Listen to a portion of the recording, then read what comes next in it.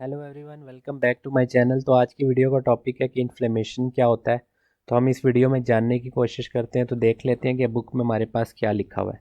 तो inflammation allows inflammatory cells, plasma proteins and fluid to exit blood vessels and enter the interstitial space. इसको हम divide करते हैं into acute and chronic inflammation में। ठीक है, इन्फ्लेमेशन जो हमारे पास दो टाइप्स की होती है, एक को हम बोलते हैं एक्यूट और दूसरे को हम बोलते हैं क्रोनिक। इसके अलावा हमारे पास इन्फ्लेमेशन होती क्या है, तो इसके अंदर हमारे पास सिंपली क्या होती है कि जितने भी हमारे पास इन्फ्लेमेटरी सेल्स होते हैं या प्लाज्मा प्रोटीन्स वगैरह होती हैं, वो ब्लड वेसल्स को छोड़ के जो है उस फोकस वाली जगह पे जाती हैं जहाँ पे हमारे पास कोई भी पैथोजन वगैरह प्रेजेंट है। ठीक है, सिंपली इसमें क्या होता है, हमारे पास लीकेज होती है ब्लड वेसल की, और उसकी वजह से क्या होता है कि हमारे पास जितने इन्फ्लेमेटरी सेल्स वगैरह है वो उस जगह पे जाके पहुंचते हैं और उसके बाद वो सारा प्रोसेस शुरू होता है। तो हम इस वीडियो में सारा ये जो प्रोसेस वगैरह है इसको जानने की कोशिश करते हैं। तो सबसे पहले देख लेते हैं कि एक्यूट इन्फ्लेमेशन हमारे पास क्या होता है। अब एक्यूट इन्फ्लेमेशन जो है उसको हम क्लासीफाई करते हैं by presence of oedema and neutrophils in tissue. इसमें हमारे पास क्या होगा, एक तो एडीमा होगा, ये जिसे हम स्वेलिंग बोलते हैं, और दूसरे क्या होंगे, प्रेजेंस ऑफ न्यूट्रोफिल्स होगा इन टिश्यू में। ठीक है, arises in response to infection और टिश्यू नेक्रोसिस। अब एक्यूट इन्फ्लेमेशन जो है हमारे पास दो तरह से अराइज हो सकती है। एक तो पहली वजह हो सकती है by means of an infection, और दूसरी उसकी वजह हो सकती है टिश्यू नेक्रोसिस।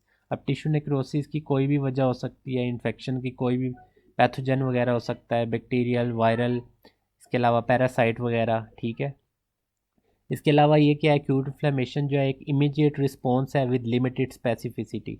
ये इतना स्पेसिफिक नहीं होता कि प्रॉपरली आप जो भी पैथोजन वगैरह आया है हमारे पास उसको क्लियर कर सके। या इसको हम सिंपली बोलते हैं कि एक इनेट इम्यूनिटी रिस्पॉन्स है हमारे पास। तो इसमें से आपके लिए जो इम्पोर्टेंट एमसीक्यूज़ है कि एक तो ये लिमिटेड स्पेसिफिसिटी के साथ है, और ये दूसरा क्या है, हमारे पास नॉन स्पेसिफिक रिस्पॉन्स है। ठीक है, और दूसरे अगर आपसे पूछे कि इसमें सेल्स कौन से प्रेजेंट होते हैं, तो न्यूट्रोफिल्स प्रेजेंट होते हैं इसमें। ठीक है, अब मीडिएटर्स जो है एक्यूट इन्फ्लेमेशन के कौन कौन से हैं, तो हमारे पास सिंपली तीन तरह के मीडिएटर्स हैं जिनकी वजह से हमारे पास क्या होता है, ये पूरा जो है रिस्पॉन्स जो है स्टार्ट होता है।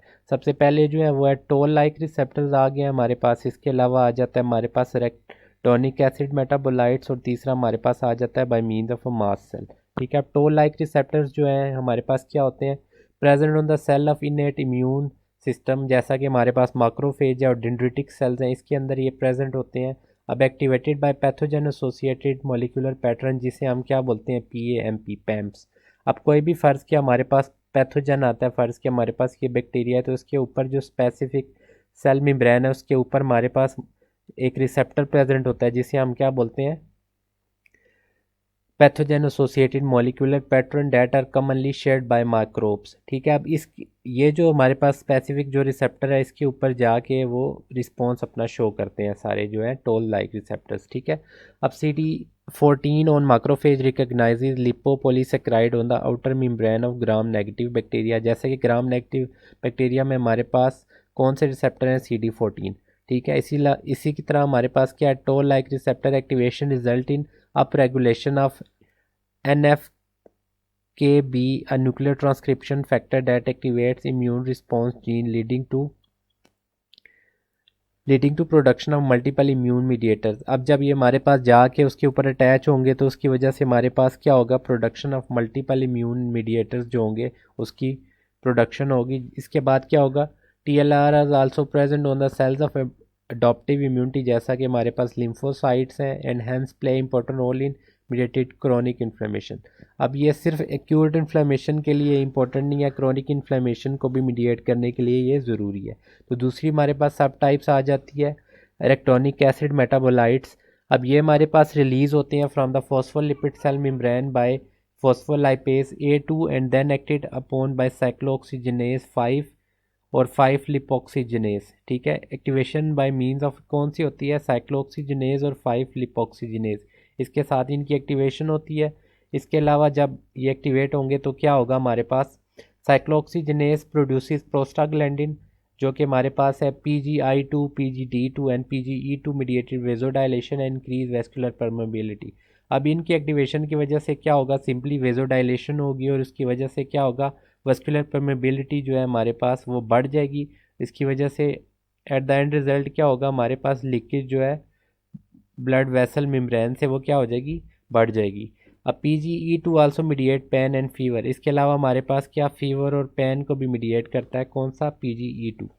फिर 5 लिपोक्सिजिनेज प्रोड्यूसेस ल्यूकोट्रीन्स। अब leukotriene B4 attracts and activate neutrophils. इसके साथ हमारे पास क्या होगा, LTC4, LTD4, LTE4 mediate वेजोकंस्ट्रिक्शन, bronchospasm and increase vascular permeability.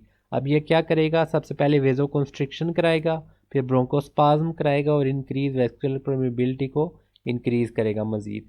अब थर्ड जो है हमारे पास टाइप थी वो है मास सेल्स।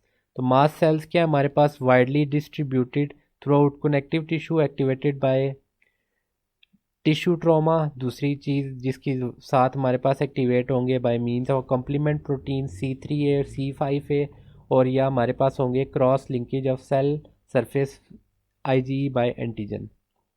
इन तीनों वजह से हमारे पास क्या होगी, एक्टिवेशन ऑफ मास सेल होगी। तो ये था एक्यूट इन्फ्लेमेशन। अब हम आगे चल के देखते हैं कि मज़ीद इसमें क्या लिखा हुआ है।